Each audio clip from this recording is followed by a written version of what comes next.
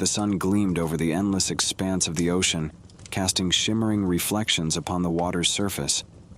A gentle breeze caressed the sails of a small boat named Luna Mar, which glided effortlessly, leaving a trail of white foam behind. On board, Alex stood at the helm, eyes scanning the horizon, hands confidently gripping the wheel. He was a man of the sea. His tanned skin and weathered face testified to countless hours under the sun, battling waves and tempests. Alex always felt alive when sailing, the ocean's vastness reminding him of the infinite possibilities in life. Next to him, Jordan peered through binoculars, his face a portrait of excitement tinged with anxiety. Unlike Alex, Jordan's experience with the sea was limited to books, movies, and now, this journey. "Any sign of the marker yet?" he asked, his voice betraying a hint of nervousness. "No, not yet," Alex replied, remaining calm. "But we're on course. Don't worry, it'll come into view soon." The marker Jordan referred to was a well-known buoy, signaling a halfway point on their route. The two friends had embarked on this journey as a celebration, Alex for his 50th birthday, and Jordan for finally taking a break from his fast-paced city life. Jordan lowered the binoculars, letting out a sigh. "I always imagined the sea to be different, you know? More landmarks, more signs. But out here it's just vast." "That's the beauty of it," Alex said, a contented smile playing on his lips. "Out here it's just you, the boat, and the great big blue. No distractions, no concrete jungles, pure freedom." The day went on, marked by the sun's journey across the sky. They shared stories, laughed at old memories, and reveled in the peace that only the ocean could provide. The buoy, however, remained elusive. As the sun began to dip, casting a golden hue over everything, Alex's calm demeanor began to crack. He consulted the maps, checked their coordinates, and fiddled with the navigation equipment. The Luna Mar seemed to be in perfect condition, but the familiar landmarks he expected were absent. "Maybe we veered off course?" Jordan suggested, attempting to sound more confident than he felt. "Impossible," Alex muttered. "I've taken this route countless times. We should have spotted the buoy hours ago." Jordan swallowed hard. "So, what does that mean?" Alex looked at his friend, trying to muster a reassuring smile. "It means we're a bit lost, but it's nothing to panic about. We have enough supplies, and I've got plenty of experience." But as night fell, enveloping the world in darkness, the vast ocean took on a more menacing feel. The gentle waves now seemed like dark, rolling hills, hiding mysteries in their depths. The moon, though bright, cast an eerie glow over the water, turning the tranquil sea into a haunting expanse. Jordan tried to keep his anxiety at bay, focusing on the gentle sway of the boat and the sound of the waves. He began to hum a tune, a lullaby from his childhood to calm his nerves. And then amidst the rhythmic sound of the waves and the boat's gentle creaks, he heard it, a soft, almost imperceptible whisper. "Jordan." Startled, Jordan looked around, trying to locate the source. "Did you hear that, Alex?" Alex, busy with the navigation tools, looked up, puzzled. "Hear what?" "That whisper. Someone just called my name."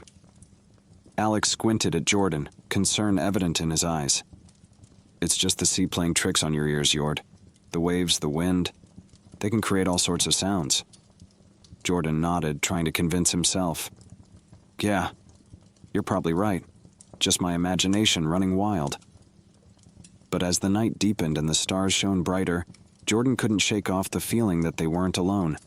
Every wave, every gust of wind seemed to carry that whisper, softly, hauntingly, calling out his name. "Jordan?" He tried to ignore it, telling himself it was just the vastness, the isolation playing tricks on his mind. But deep down, a seed of dread had been planted. Unbeknownst to them, their journey into the unknown had only just begun. Morning broke with an unrelenting sun, painting a blazing path across the water.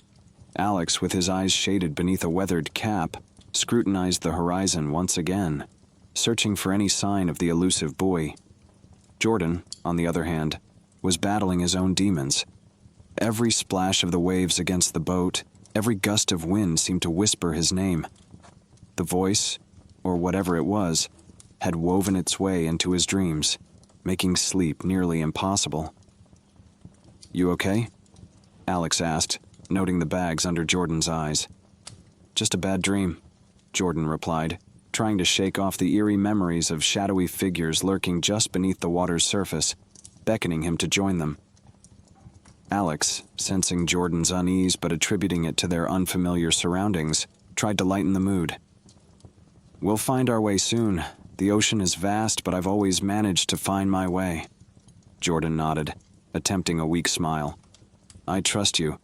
Just wish the sea would stop talking." Alex chuckled. "Ah, the voice of the sea. You know, many sailors believe the ocean has its own spirit. It can be playful, nurturing, and sometimes a bit mischievous." This wasn't the comfort Jordan was hoping for. "Mischievous? How?" "Some say she whispers to those who listen. Old tales, stories of ancient mariners. It's just folklore," Alex said, his tone dismissive. But Jordan, recalling the clear voice calling his name, wasn't so sure. The day progressed with no sight of any landmark. Their food and fresh water were in ample supply, but the lack of direction was beginning to wear on their spirits. With the navigation equipment still mysteriously unresponsive, the two men had to rely on traditional methods. Alex set up a makeshift sundial and kept regular checks on the position of the sun and stars. By evening, the situation grew tenser. The sun once again set without any sign of the buoy or any other markers. With darkness embracing them, the men decided to anchor the boat, hoping to get a fresh start in the morning. But as night draped its inky cloak over the Lunamar, the whispers grew louder and more insistent. Jordan, clutching a blanket around him, sat wide-eyed, listening. The voice was no longer just a soft murmur, but a clear, chilling call. "Jordan, come to me." Fear gripped him, and he shook Alex awake. "Alex, you have to hear this. Tell me I'm not going mad." Alex, groggy from sleep, strained his ears.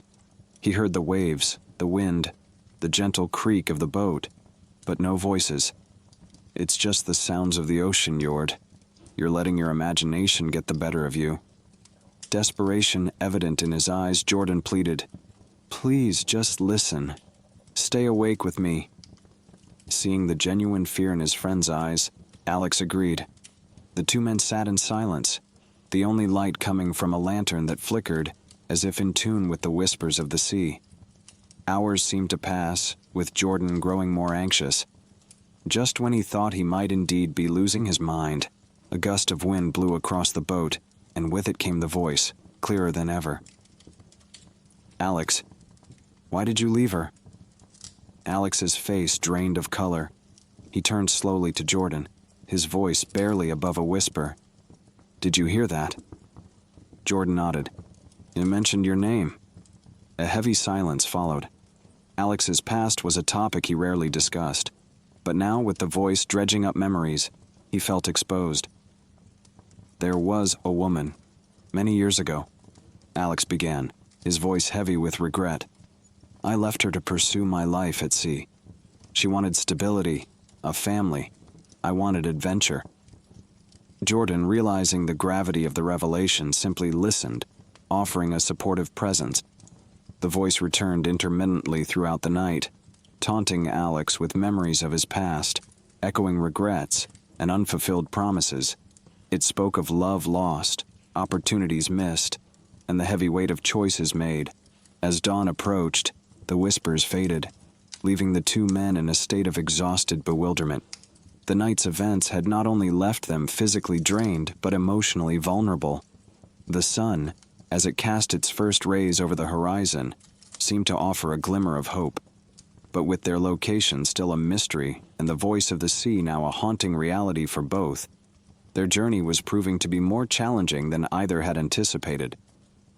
Determined to regain some control, Alex decided on a new plan. "We'll set a course eastward. With any luck, we'll hit land or cross paths with another vessel. Jordan, eager for any form of direction, readily agreed. But as the Lunamar once again ventured into the vast expanse, the men couldn't shake off the eerie feeling that they were not alone. The ocean, with its echoing whispers and endless horizons, seemed to be watching, waiting, and calling them deeper into its mysterious depths. The days melded into one another. The persistent sun and seemingly endless horizon made it difficult for Alex and Jordan to gauge the passage of time. Each day was marked by mounting anxiety, and each night by the eerie whispering voice that seemed to originate from the ocean itself. Jordan, once filled with excitement about this adventure, now appeared worn and haggard. His sleep was constantly interrupted by the whispering voice, which now seemed to be accompanied by fleeting images that darted at the edge of his vision.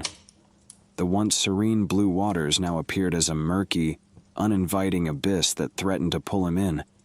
One day, as the sun reached its zenith, casting minimal shadow, Jordan spotted a smudge on the horizon. Squinting, he believed he could make out a silhouette of a ship. "Alex, there, a ship!" he shouted, pointing towards the potential beacon of hope. Alex, shielding his eyes from the sun's glare, strained to see what Jordan pointed at. "I can't see anything, Jord." "It was there. I swear." Jordan's voice was tinged with desperation.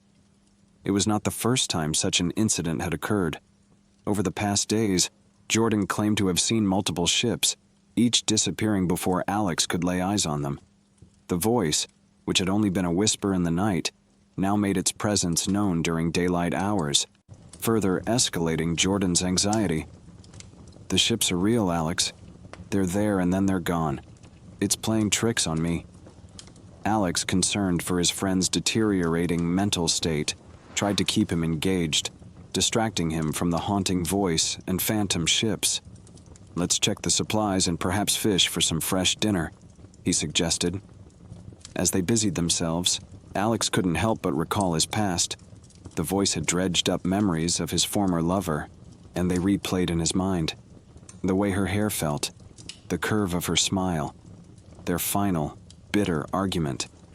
She had wanted him to give up his life at sea, to settle down. In his youth, the call of the ocean had been irresistible, and he'd chosen it over her. Nightfall brought with it a surprise, a thick, impenetrable fog that enveloped the Lunamar. Visibility reduced to mere feet, amplifying their sense of isolation. The voice returned, this time seemingly coming from all directions. "Jordan, why do you resist? Join us. Alex, she's here with us."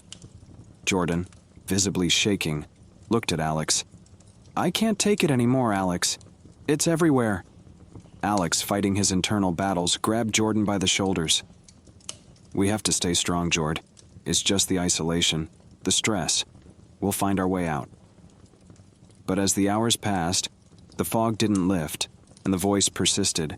It whispered tales of drowned sailors, lost lovers, and ancient mariners who succumbed to the sea's embrace. It spoke of a watery realm where time stood still, and sorrow was forgotten. In the dense fog, shapes began to emerge. First, a shadowy outline of a ship, larger and grander than any modern vessel. Spectral figures moved across its deck, beckoning the two men to join them.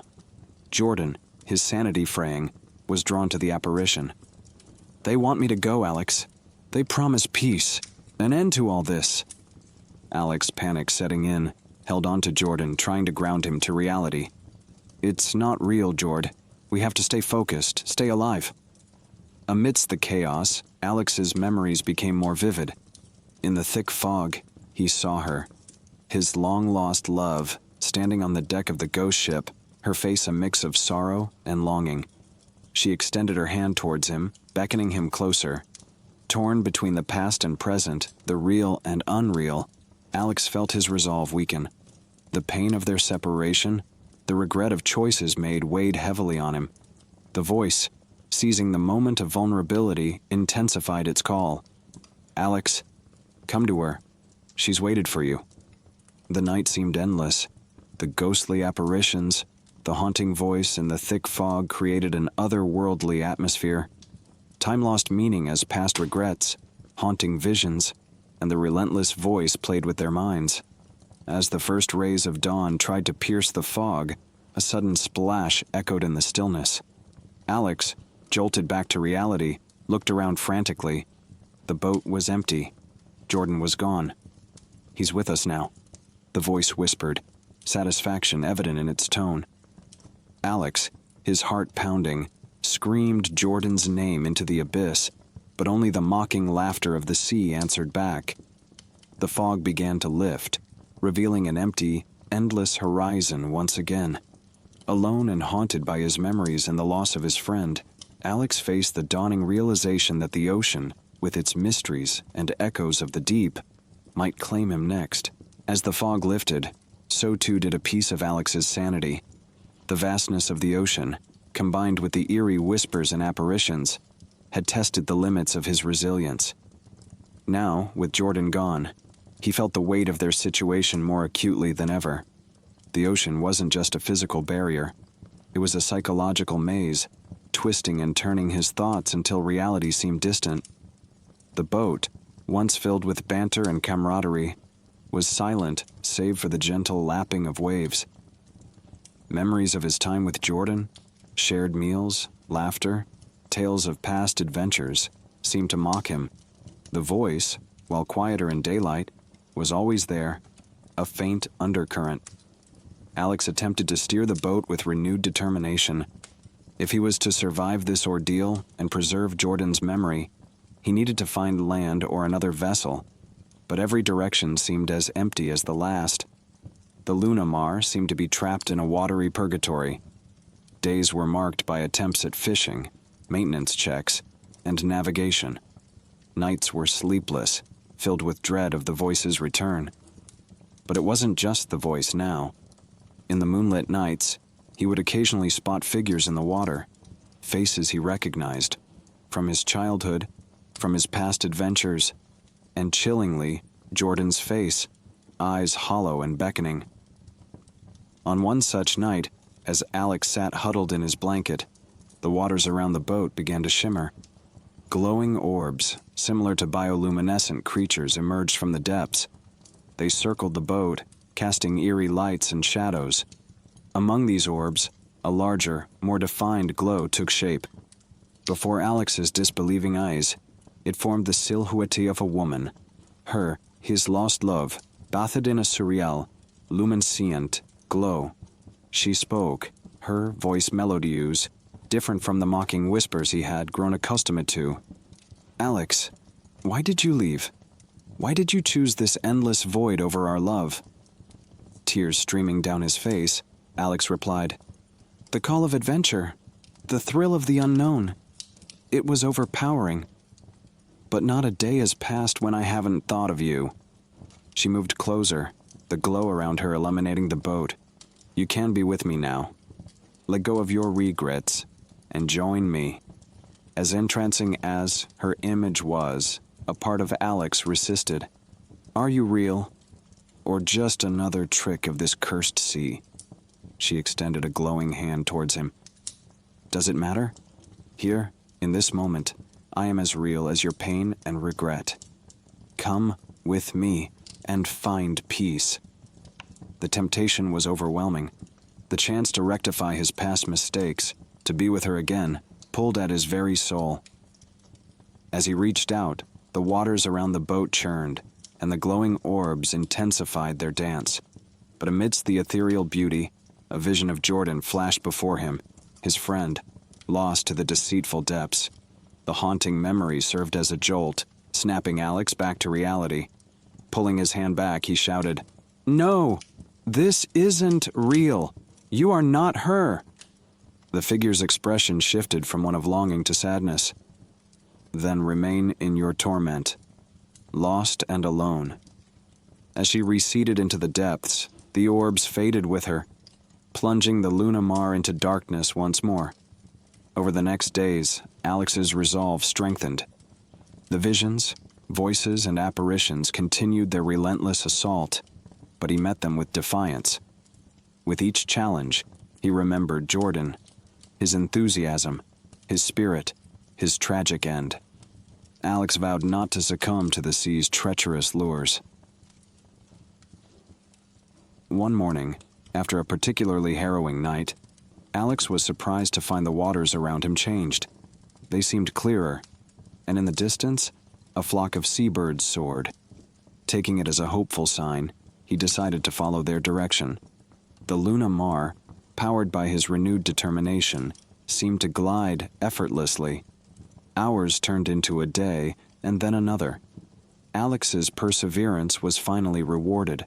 On the third day, a sight that seemed too good to be true emerged on the horizon. Land. Tears of relief filled his eyes. The sight of the rugged coastline, greenery, and cliffs was a balm to his tormented soul.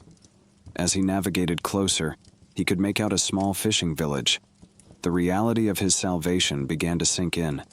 Anchoring the Luna Mar near the shore, Alex took a moment to reflect on his harrowing journey, the visions, the voice, and, most importantly, the loss of Jordan. He promised himself that he would honor his friend's memory, sharing their tale, ensuring that Jordan's spirit lived on. Taking a deep breath, he stepped onto the land, ready to face a world that had almost become a distant memory. While the physical journey had come to an end, the emotional and psychological healing was only beginning. The fishing village was quaint, with tightly knit houses made of stone and clay. Smoke gently rose from chimneys, and children played in the cobbled streets. At first glance, it seemed like any ordinary coastal settlement. Yet there was an uncanny stillness to it, a silence that bordered on reverence. As Alex walked through the village, he noticed that the villagers kept their distance. It wasn't a hostile avoidance, but rather one of respect, or perhaps fear. Their eyes told stories of generations of seafarers, of encounters with the vast, mysterious ocean, and of loved ones lost to its embrace. At the village's heart stood a large, weathered statue of a sailor, hands extended towards the sea, an eternal watchman. At its base, candles burned, surrounded by tokens and trinkets, offerings made by the villagers. It was clear that the sea, with all its beauty and terror, played a central role in their lives. Curiosity piqued, Alex approached the local tavern. The ambient chatter hushed momentarily as he entered, with many inquisitive eyes studying him. A kind-faced woman behind the counter gestured for him to sit. Pouring him a drink, she introduced herself as Alara. "You're the man from the Luna Mar?" she asked, her voice tinged with awe. Word had spread quickly. Alex nodded, sipping the bitter brew. "We saw your boat. Not many come from that direction and make it to our shores," she whispered. As the evening progressed, Alex felt compelled to share his tale. The visions, the haunting voice, the tragic loss of Jordan. The villagers listened with rapt attention, many nodding in understanding, their own memories of the ocean's treachery resurfacing. An elderly man, with a beard as white as sea foam, stood up. Introducing himself as Captain Alistair, he spoke with a gravitas that commanded respect. "The sea, she has many faces. Some days she's a gentle mother, others a tempestuous lover. But there's a depth to her, a dark allure that has claimed many." He shared tales passed down through generations of ghostly ships, sirens singing sailors to their doom, and of a watery realm where lost souls were trapped, forever yearning for the world above. "The voice you heard," Alistair continued, "we call it the Lament of the Deep. It's said to be the collective sorrow of all those lost at sea, seeking company, seeking solace." Alex's eyes welled up, thinking of Jordan. "Is there any way to bring them back?" Alistair shook his head slowly. "Once the sea claims a soul, it's hers forever. But they're not gone entirely. They live on in the ripples of the water, in the songs of the wind, in tales shared by firelight. Your friend Jordan is now a part of that eternal lore."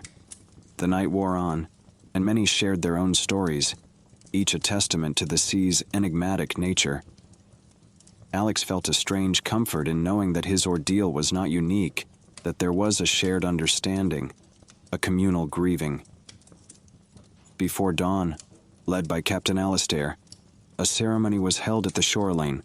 Villagers gathered with lanterns, forming a glowing trail that extended to the water's edge. Alex was handed a lantern inscribed with Jordan's name. As the first light of dawn painted the horizon, the lanterns were set afloat. The luminous path they formed on the water seemed to bridge the world of the living with the realm of lost souls. It was the village's way of guiding the departed, of acknowledging their existence and of finding closure. Alex, watching the lantern bearing Jordan's name drift away, whispered a final goodbye, tears mingling with the salty sea breeze. The village, with its rituals and shared memories, became a sanctuary for Alex. While the pain of loss remained, the communal spirit offered solace. He found purpose in helping the villagers, in sharing tales of his adventures, and in preserving the memories of those claimed by the sea. Elara, with her warmth and understanding, became a close confidant. They shared many moments by the shore, watching the waves and discussing the mysteries of the deep.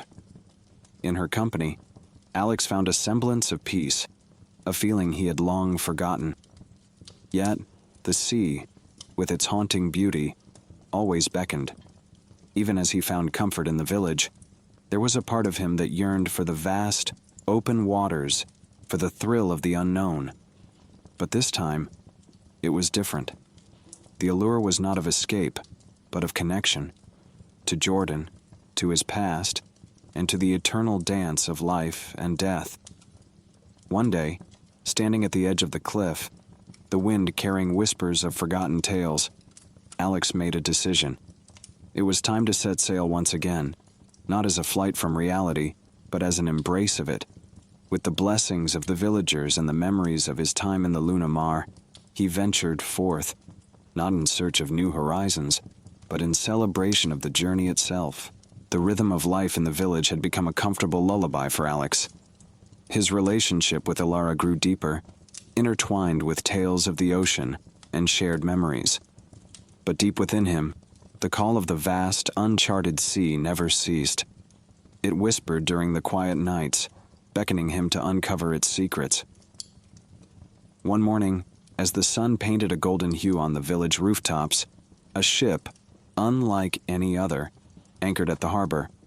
Sleek, modern, and fitted with unfamiliar devices, it drew curious glances and murmurs from the villagers. Its name, painted in elegant script, read Neptune's Whisper. The captain, a young vivacious woman named Isolde, ventured into the village, her purpose clear. She sought Alex. Tales of his harrowing journey and his unique connection with the sea had reached far and wide. Isolde, an oceanographer, was on a mission to delve deeper into the ocean's mysteries than anyone before, and she believed that Alex, with his intrinsic bond with the sea, was the missing piece in her expedition. The proposal was simple. Join her crew and embark on an unprecedented voyage to map uncharted territories, discover hidden marine life, and perhaps find answers to the age-old legends of the sea.